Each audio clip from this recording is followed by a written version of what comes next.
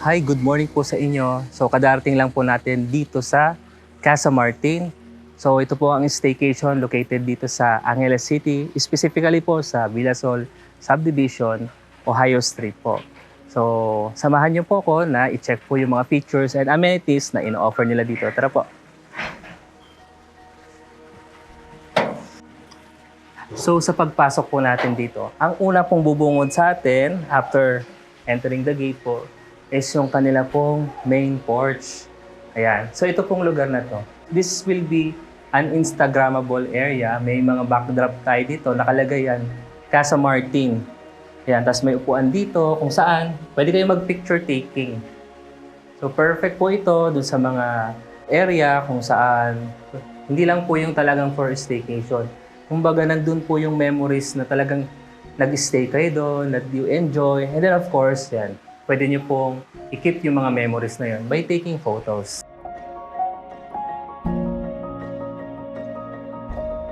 So right after we enter, and nakita po natin yung backdrop, so proceed tayo naman dito sa kanila pong swimming pool. So ito po yung area kung saan may enjoy ng mga kids. Yung lalim po ng pool na ito, estimated, meron siyang 3 to 4 feet. So estimated mga nasa 3 feet lang siya. More or less po iyon. Yan. Ito po yung area kung saan may enjoy po ng mga kids. Meron pong shower area dito. Kapag magbago po mag-swimming, mag-shower muna po sila. And napakaganda nung kanila pong wall designs. Meron po mga artificial green plants po dito kung saan nakakadagdag po siya ng coolness and vibe ng area na ito.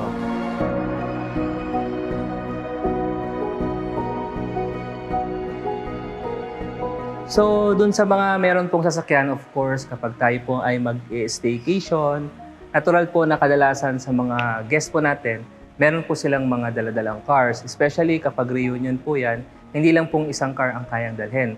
So, dito po, meron tayong carport. Hindi na natin kailangan problemahin. It can accommodate this space. At least 3 cars po. Actually, maximum of 4 cars pa. Although, mas nire-recommend po hanggang 3 sasakyan. So, samahan nyo naman po ako sa loob at i-check natin yung mga available na interior space or ino-offer po nila sa loob. Tara po! So, and of course, sa mga staycation po, napaka-importante kung saan merong gathering place. So, ito po yung kanilang formal living area. At makikita po natin na meron po tayong widescreen na TV dito po and kung saan pwede pong mag-bonding po yung family. Meron po silang ino-offer po na karaoke. As you can see, meron tayong 3 available na microphone here. So ito po, wired microphone. Tapos, meron pong available po dito na 2 wireless microphone. Ayan. Para at least po, pag magkakantahan, yan, hindi lang po yung isa makakanta. Marami po. And then of course, may mga available din po dito na ino-offer sila, like meron silang Netflix, sa YouTube. And ang mapapansin ko to, napaka-komportable ng place na to. Malamig, meron silang aircon dito. Mabango yung place.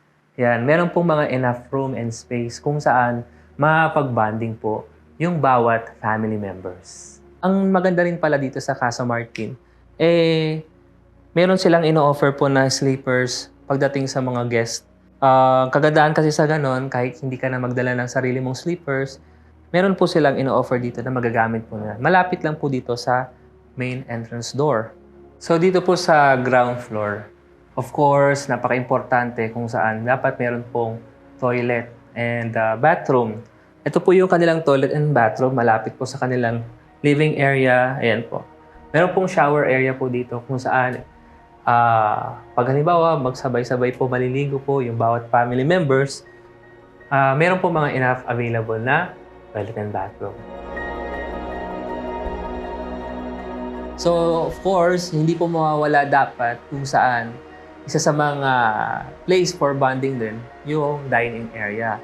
Meron po silang po dito available na 6-seater dining table. And of course, syempre, hindi lang po kadalasan 8 yung mga family members or friends na mag-visit sa isang staycation. Meron din po silang bench here Yan, na napakalapad. Naka-upholstery na siya. So, komportable po siya dito. And I really like the center table nila dito. Meron pong synthetic na plant. Yan.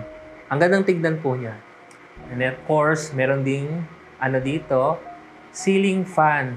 Yan. Malamig na, meron pang ceiling fan. Kaya napaka-presko. Ang ganda po nung pakiramdam dito, yung ambience. And while eating dito sa dining table, dito po sa labas, kung saan yung kaninang swimming pool na nakikita natin, na pinakita po natin, nakikita po siya dito outside. Tanaw niyo po siya. Parang may, may view. So, ayan. And of course, kapag hindi po enough, yung mga upuan natin dito, we have available bar counter area here. So, may mga upuan na rin po dito. 3 chairs. Tapos, ito po mga drop lights. Ang ganda. Ang ganda po ng combination ng kulay. Meron siyang blue, warm lights, saka itong white lights. Kakaano po siya, dagdag ng calmness. And of course, ito po yung mga ino-offer nila. We have this wine glass. Siyempre, dun sa mga staycation, napaka-importante ng pagkakaroon ng area kung saan kayo po ay makakapagluto. Dito po sa ating kitchen, yan, alongside with the dining area, meron silang oven here, ayan, coffee maker, electric kettle. So may mga kitchenwares na magagamit nyo para sa pagluluto. Meron ding dito, double stainless steel sink. Tapos, ito yung kanilang faucet. Ayan. May mga wall mount cabinet. At meron pong accent light. Ayan. Kaya hindi boring talaga eh. Parang imbes na mag-condo ka, mag-hotel, so napakaganda na ganitong klaseng staycation. Kung saan maraming space na pwede magamit at the same time. Exclusive lang po sa inyo siya. Since we have already discussed yung mga details dito sa ground floor area. And now, check naman po natin yung mga details na meron dito sa second floor. Tara po!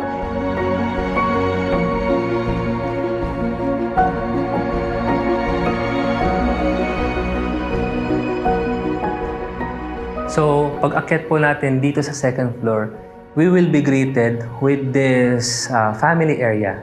Ayan, may mga naka-ready na po ng mga chairs here and this table kung saan. Naka-set up na rin po yung chessboard. Dun sa mga mahilig po mag-chess dyan, meron po silang ina-offer dito. So, kumbaga, aside doon sa formal living area, kung saan pwede po kayo magkantahan, magkwentuhan, and yung iba po na mga guest, hindi lang naman po gustong magkantahan. So, yung iba pwede pong pumunta rito kung saan pwede po silang magkwentuhan, magbonding while playing this chessboard.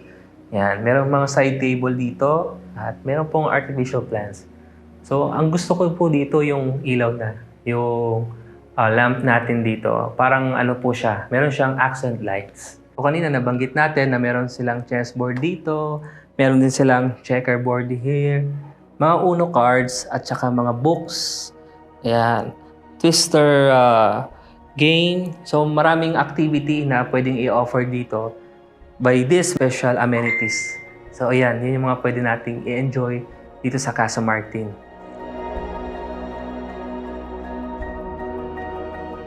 And of course, syempre, kapag nag-staycation kayo, dapat may mga rooms enough for sleeping. So, ito po, nauna na po natin tinignan yung kanilang master's bedroom. And this is their bed that they offer, which is a king-size bed. So, actually dito, kahit hanggang 4, pwedeng magkasya. So, pero kung gusto nung mag-partner, na mag-solo, ayan. Meron kayong enough room dito, ayan. Tapos, meron kayong nice view kung saan meron pong connection papunta dito sa balcony. Yan, meron pong nakaabang na table po dito. This is a 4-seater na tables and meron po rin siyang mga chairs kung saan kanina may family area tayong nakita. Meron din po tayong formal living area. And of course, marami pong area or space na pwede ho kayong magkwentuhan. So dito sa balcony, kung saan ang access niya is galing po dito sa master's bedroom, perfect po yung alignment po ng swimming pool kung saan tanaw nyo siya dito. Tapos, alam nyo po yung kapag narinig yung sound ng pagbagsak ng tubig, ang sarap sa pakiramdam, which is kapag ako po, bago ako matulog, nakikinig po ako ng music. Maganda po yung may sound po ng water drops. So, ayun siya, oh. So, napaka-sarap. Imagine niyo pag gabi nandito kayo, tapos nagkukwentuhan kayo, and then may mga ganong klaseng natural sound. So, napaka, po siya, komportable.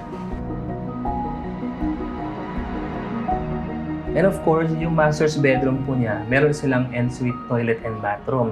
Kumbaga doon sa mga couple na gusto po may sariling privacy, perfect po ito.